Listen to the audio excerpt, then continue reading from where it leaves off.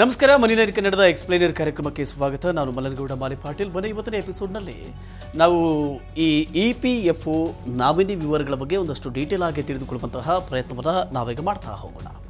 ಖಾಸಗಿ ಕಂಪನಿಯೊಂದರಲ್ಲಿ ಕೆಲಸ ಮಾಡ್ತಾ ಇರುವಂತಹ ಗಜರಾಜ್ ತನ್ನ ಸ್ನೇಹಿತನನ್ನು ತನ್ನ ಭವಿಷ್ಯ ನಿಧಿ ಅಂದರೆ PF ಖಾತೆಗೆ ನಾಮಿನಿಯಾಗಿ ಸೇರಿಸಿಬಿಟ್ಟಿದ್ದ.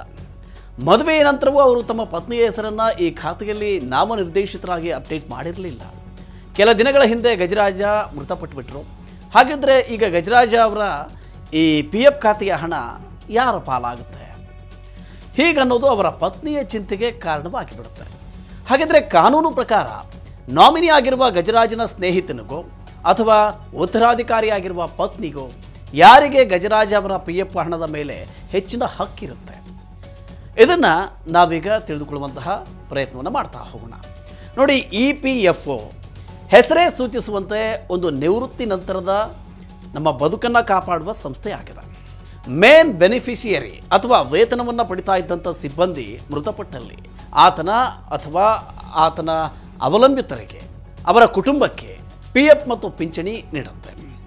ಉದ್ಯೋಗಿಯ ಬೇಸಿಕ್ ಪೇನ 12% ಮತ್ತು ತುಟ್ಟಿ ಭತ್ಯೆಯನ್ನು EPF ಯೋಜನೆಗಾಗಿ ಆತನ ಕಂಪನಿ ಅಥವಾ ಉದ್ಯೋಗದಾತರು ಕಡಿತಗೊಳಿಸಿಕೊಂಡಿರ್ತಾರೆ ಮತ್ತು ಅದನ್ನು ಅವರ PF ಖಾತೆಗೆ ಜಮಾ ಮಾಡ್ತಾರೆ.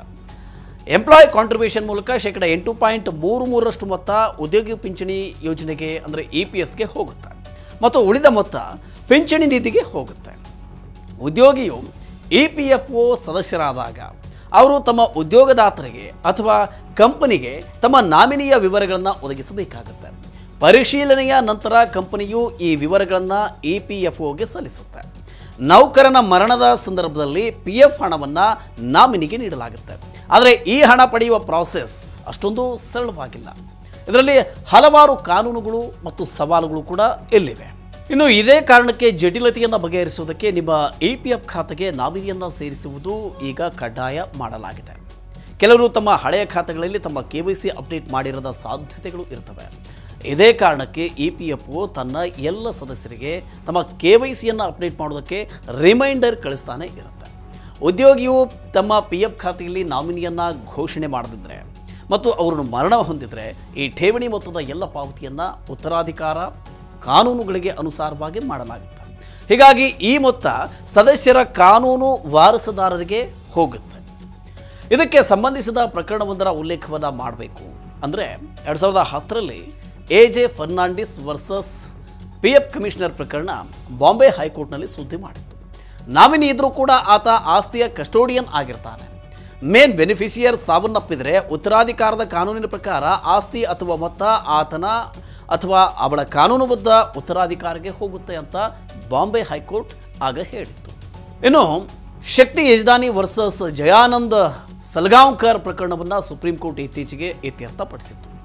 ನಾಮಿನಿ ಅಂತ ನೋಂದಣಿಯನ್ನು ಮಾಡಿಕೊಂಡಿದ್ರು. ಕಂಪನಿ ಆ್ಯಕ್ಟ್ನ ಅಡಿಯಲ್ಲಿ ನಾಮನಿರ್ದೇಶಿತ ವ್ಯಕ್ತಿಗಿಂತ ಉತ್ತರಾಧಿಕಾರಿಗೆ ಹೆಚ್ಚಿನ ಆದ್ಯತೆಯನ್ನು ನೀಡಲಾಗುತ್ತೆ.